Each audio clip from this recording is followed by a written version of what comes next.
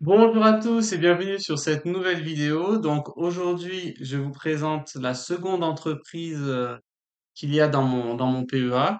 Donc la dernière fois, on a vu qu'il y avait L'Oréal et donc aujourd'hui, comme vous l'avez deviné, je vais vous parler de la société de l'entreprise Ferrari qui est également dans mon PEA. Donc c'est une entreprise actuellement à l'heure où je tourne la vidéo, donc le 13 avril 2024, qui est valorisée à 36 822 euros avec un prix de revient de 325 euros. Euh, voilà, je fais quand même une petite plus-value sympathique d'environ 6 000 euros sur la valeur. Faut savoir que Ferrari, c'est la valeur que j'ai rentrée en dernier sur mon portefeuille et donc en gros qui a clôturé le portefeuille, quoi. Quand j'avais encore de l'argent à investir, jusqu'à ce que ça fasse ben, le plafond de 150 000 euros, c'est sur Ferrari que j'ai investi en dernier, on va dire. Euh, je regrette un peu parce que c'est une valeur que je regarde depuis qu'elle est à environ 280 euros. Bon ben elle était déjà très chère à 280. Bon après je me suis rappelé que bon moi j'ai une approche de long terme donc c'est au moins 20 ans. Donc je me suis dit ça va se lisser donc je suis rentré à 300. Enfin, je suis rentré successivement, donc le PRU moyen, il apparaît à 325, voilà. Mais voilà, j'ai hésité, je voulais rentrer plus tôt, mais bon, comme j'ai une approche de long terme, je me dis que ben, au final, je serai quand même gagnant, et puis même là, je suis déjà gagnant sur la valeur. Après, on va voir jusqu'où ça va descendre, parce que je pense qu'on est quand même dans un marché baissier à venir, donc bon, si ça doit baisser, ça baissera, c'est pas un problème. Euh, Effectivement, c'est une valeur qui est quand même très chère, hein. Je crois que le PER, il doit être à plus de 40. Mais bon, c'est un peu équivalent à ben, les sociétés comme Hermès, qui ont des PER de plus de 40 depuis plusieurs années et qui se maintiennent à ce niveau-là. C'est vraiment, je pense, ben, le luxe, quoi. Enfin, Hermès, quand parle d'Hermès, on parle de vrai luxe. Il y a pas, voilà, c'est vraiment du vrai luxe.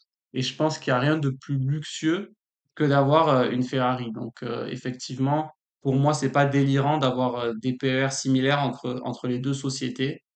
Après, bah, au niveau du compte de résultat, il y a rien à dire sur l'entreprise Ferrari. Les comptes, ils sont excellents et donc c'est pour ça que ça se voit aussi dans les PER. Euh, autre chose, la société, elle est très bien gérée. Ils savent jouer sur l'effet de rareté, que l'offre soit plus petite que la demande, ils savent jouer sur les listes d'attente. Euh, ils gagnent, ils gagnent pas seulement, ils gagnent beaucoup d'argent également dans tout ce qui est la customisation des véhicules, c'est-à-dire pas seulement le fait de vendre des véhicules standardisés, mais lorsque vous achetez une Ferrari, ben, c'est aussi une expérience, c'est-à-dire que vous pouvez customiser pas mal de choses dans le véhicule.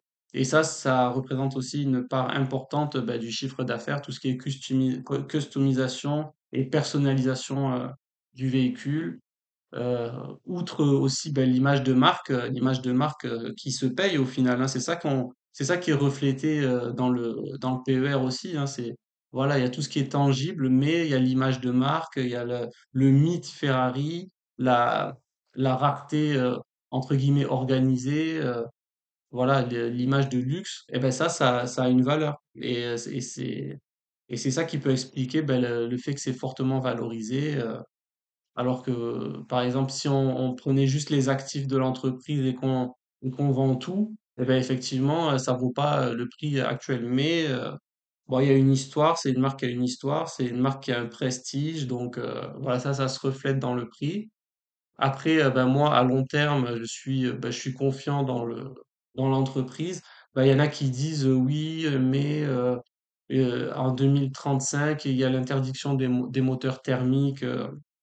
Tout ça. Mais il faut savoir que cette interdiction des moteurs thermiques, elle est valable dans l'Union, elle sera valable si elle est encore mise en application. Ce qui est pas sûr, c'est qu'elle est valable dans l'Union européenne. Mais Ferrari, ils sont loin de vendre des véhicules que dans l'Union européenne.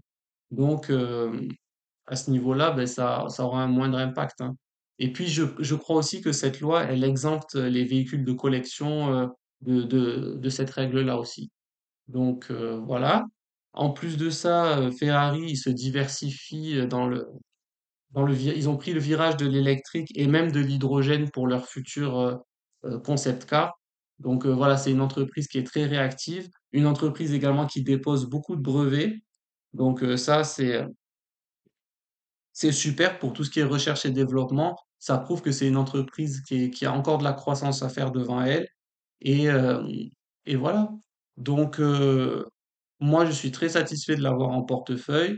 D'ailleurs, je suis moi-même surpris de cette hausse depuis que je l'ai acheté et même avant, qui était une quasi ligne droite. Donc, c'est possible que ça dégonfle également, hein, parce que des montées aussi rapides, bah, c'est pas au final. Il faut toujours qu'il y ait des petites respirations. Donc, je pense ça pourrait arriver.